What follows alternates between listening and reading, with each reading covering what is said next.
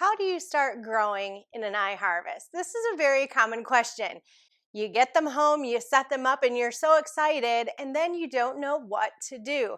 I'm going to walk you through some easy steps on how to get your system started.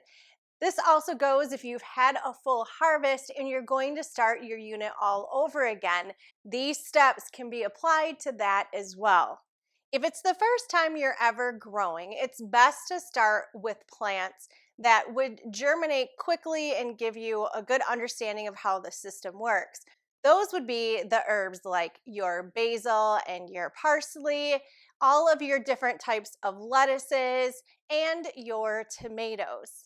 But if you want your plants to live happily together, please check the blog article out on the EC and pH charts for each of your plants because you'll want them to be in the same range so no one is suffering from a lack of nutrients and someone is suffering from too much nutrients. You'll just want to find that happy balance so all your plants will thrive. There are a few different ways that you can start your seeds. One way is using a seed starter kit by placing your net cups in one of these, filling the tray with some water. Just don't drown them out, just enough that they can absorb the water up and wick into the rapid rooter. Put on your dome and use a heat mat underneath.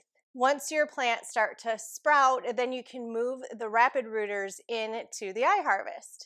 Another really simple way is a Ziploc baggie and some paper towel. You're going to moisten the paper towel, roll up your seeds inside, and then place them in a Ziploc. Only close the Ziploc about 3/4 of the way shut. Then you can lay this on a nice warm surface and your seeds will germinate right in here. Then pull your seeds out of the Ziploc baggie and transport them into the rapid rooter and right into the iHarvest. If you don't want to do the Ziploc baggie method or you don't have one of the seed starter tray sets, you can use Tupperware. You're going to put your rapid rooters right in the net cups, cover it with some saran wrap, poking holes across the top for some airflow. Again, you just want a little bit of water in the bottom as not to drown out the seeds. But what could be easier than just putting your seed right in the rapid rooter, right in the net cup, attach your clip, and slide it into the unit. This may take a few more days to germinate because there is no real heat source other than your lights, but with a little patience, they will sprout perfectly fine.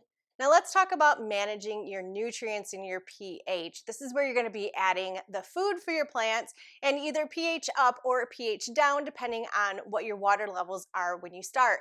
You're going to want to be using these meters to check those numbers.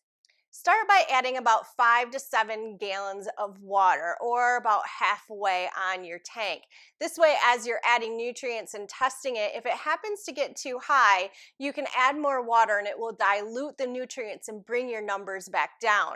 You never want to take your water past the top of the filter inside. Keep it just below that. You will find a scooper inside your bag of your nutrients, and you want to start adding just 1 scoop, and then you'll let the cycle go on the reservoir for the 15-minute cycle, and that will help stir the water. Then you can test the EC levels for the plants that you are growing, and if you need to at that time, add more nutrients. Then let it run another cycle, stir up again, and add more. It's better to go slow than to get it too high and have to dilute it with water. Once your EC reaches a 0.7 to 0.9, you can go ahead and test your pH and add either the up or the down. Then you want to change your meter from EC to pH and go ahead and test the water. Again, it's best to let those water cycles run if you can't give it a good stir yourself. That will be the best way to balance out the water. Continue to check your EC and your pH levels every day until they start to balance out and you have a really good determination of where things should be. As your plants grow, they're going to be taking up a lot more water. So you'll have to keep an eye on the nutrient levels and the pH as you're adding water and continue to test. You'll also notice the more nutrients you add, the darker your water may become. It could turn colors from an orangish color to a light brown, and that's totally normal. That is just the nutrients floating around in your water. Don't forget to join the Facebook group so you can post beautiful pictures of your units and share them with others in the community. Now let's grow together.